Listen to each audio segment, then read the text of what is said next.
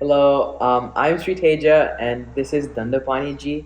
He is an entrepreneur, a former monk, and a Hindu priest, and I'll be interviewing him and asking him some questions about his life and advice in general. Thank you, It's Sriteja. I it's appreciate it's it. really nice to meet you. Likewise. Thank you. Yeah.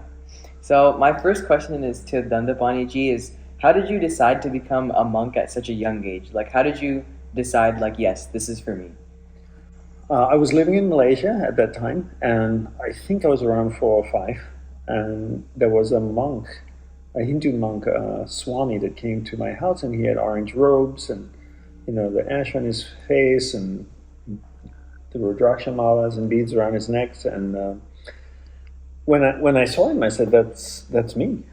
And that's what I really connected with, resonated with. But it wasn't until later on in my childhood, till I was like 8 or 9, I realized it wasn't about monastic life. It wasn't about being a monk. It was enlightenment is what I was looking for. Realizing that the monastic path was a more focused and structured path to enlightenment. Yeah. And the concept of enlightenment came because I just realized, when I was a kid, that everything in this world goes away. We're born, we live, we die.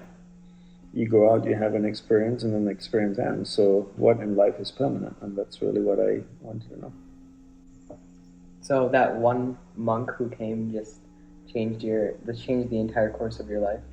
No, I wouldn't say that. I would say he was a awake. So I believe in reincarnation as a Hindu, but I also, whether I'm a Hindu or not, I believe in reincarnation.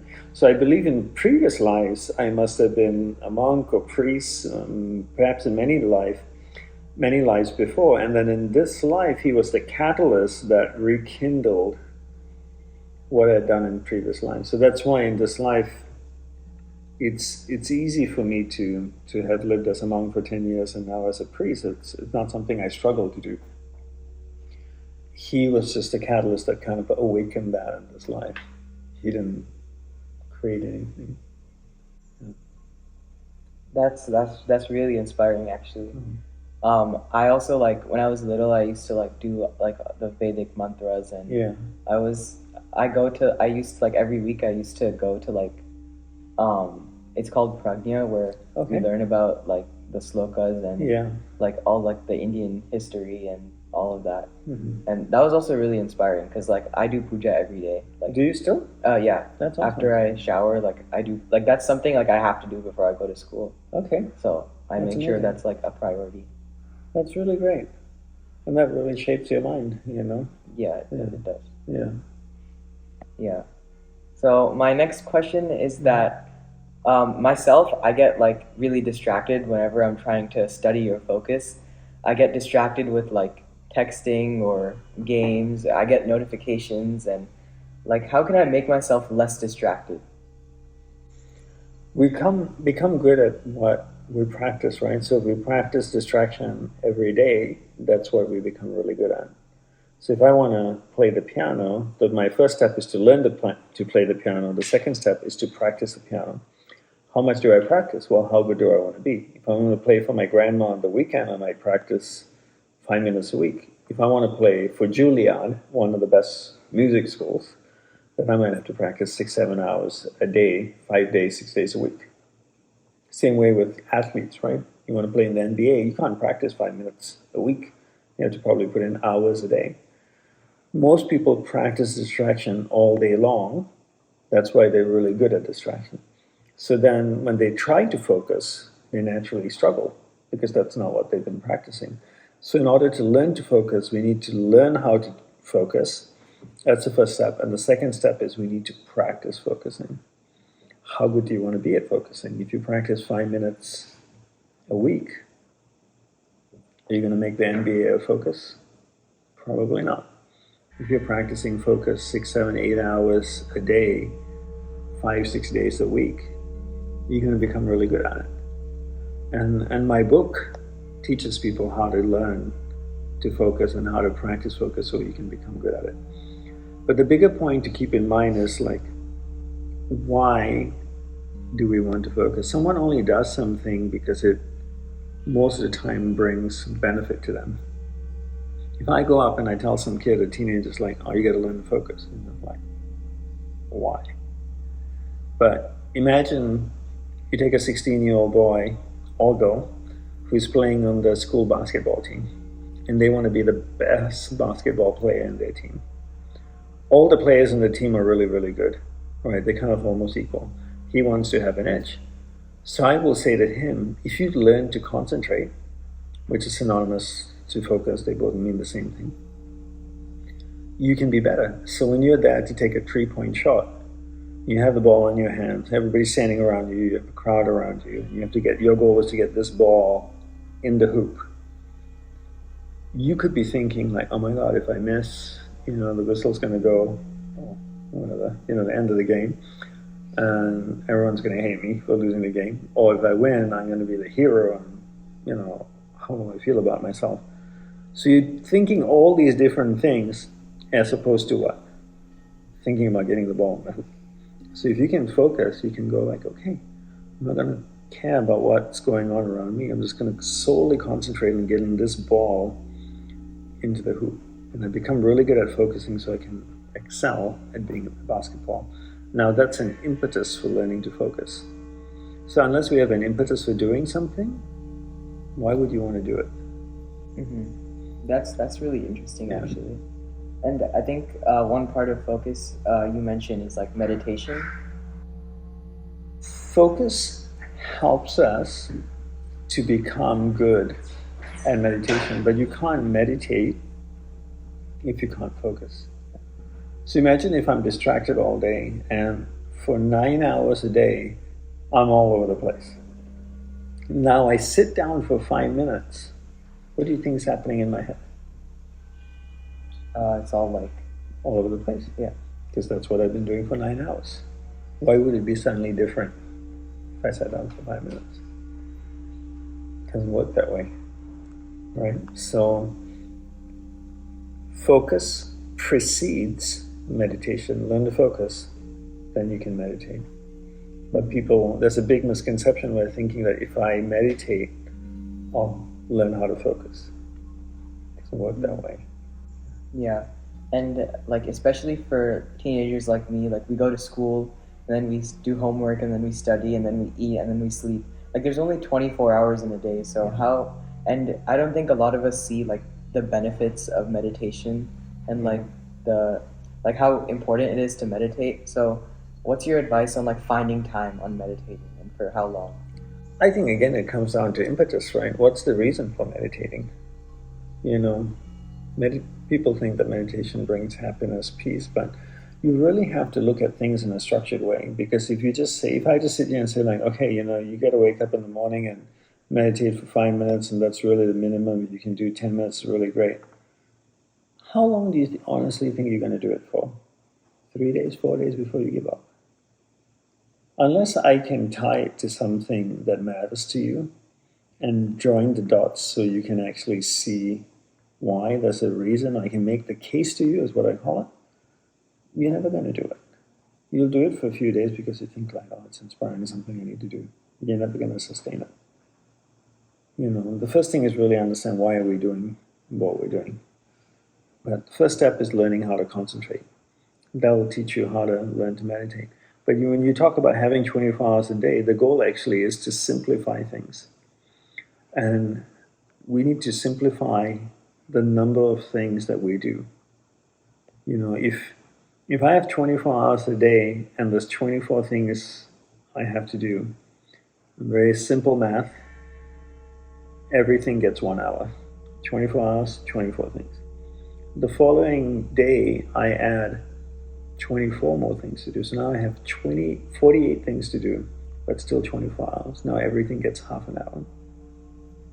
I keep adding more things and more people to my life. Everybody gets less and less and less time. Does that make sense? Mm-hmm. You need to simplify the number of things and people in your life so that everything has enough time that you can dedicate to. Mm-hmm. If you do basketball and then I add music and I add extra math class and then I add this and I add that, what are you going to have time for in your life? Nothing.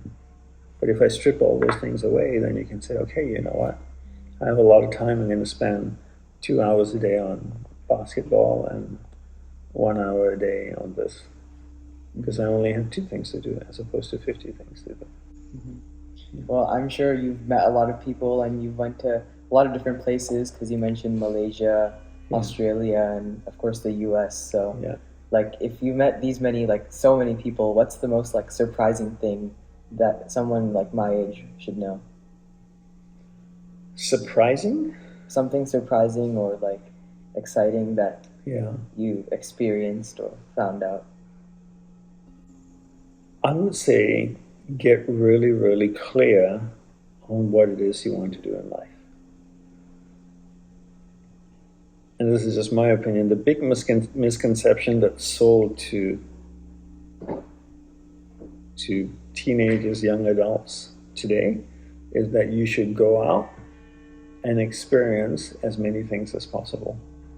Go try different things, experience everything. You don't have to have everything figured out. And the more you experience, the better you'll know what you want. It doesn't work that way. So imagine, so we all have a subconscious mind, and basically what the subconscious is a hard drive that stores every experience you've ever had. Any information you consume, it's stored in the subconscious. Patterns, anything that you do repetitively creates patterns in the subconscious. So imagine I'm building a house, and in my house I want to have a library. Every day I put 20 books in the library. Okay? I don't index them, I don't categorize them. I just throw 20 books in the room. After a year, how many books will I have? 730 books, something like that. Will I be able to find any book No. that I want? Why? Because it's not organized. Disorganized. Yeah. There's no category, there's no index. I don't put them on the shelf with numbers or labels. So imagine if every day you put information in your head, scroll through timelines, listen to podcasts, listen to music, read stuff, but you never organize that information, categorize them in your head. Go out and have experiences, because that's what parents say. Go out, explore the world, have experiences, and then you'll find out what you want. But you never organize it. Do you at the end of the day sit down and go, today I heard 3 podcasts, these are the things I've learned, and this is what I've concluded from each of them? Do you? No. You're just chucking stuff in your head. Do you scroll through timelines, consuming information? TikTok, Instagram, whatever, do you? Mm-hmm. Right? Do you go and look at each feed and go, this is what I learned from this feed today? No. You just put it in your head. That's what you're doing. You're chucking books in your library. So imagine after 10 years or 5 years, what would your library be like? Disorganized, chaotic. How would you be able to form conclusions? You can't.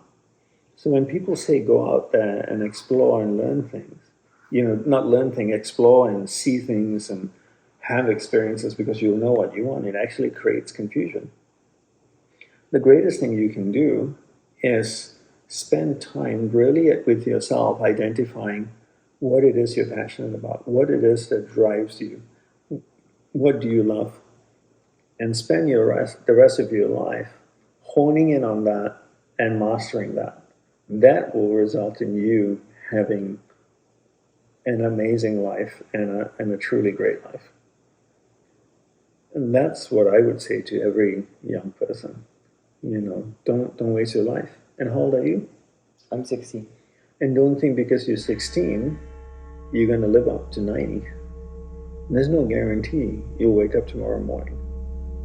We don't like to think about it. Your parents will never talk to you about this because they want you to grow old and die when you're old, when you're 100 years old.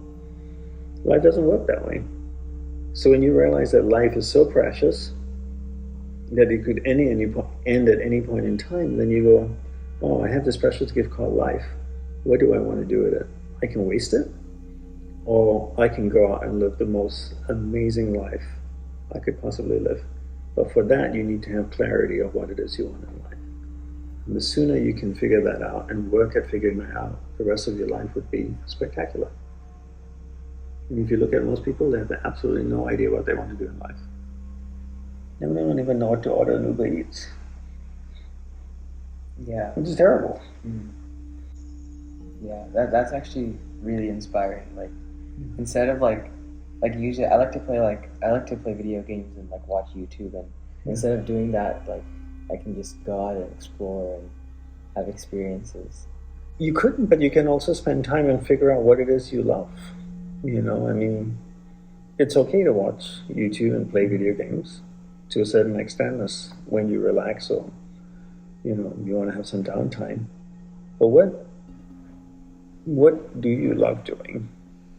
What's passionate, And if you can't figure out, look around you, look at examples around you, look at people that are 20 years older, 30 years older, 40 years older, and see what they're doing.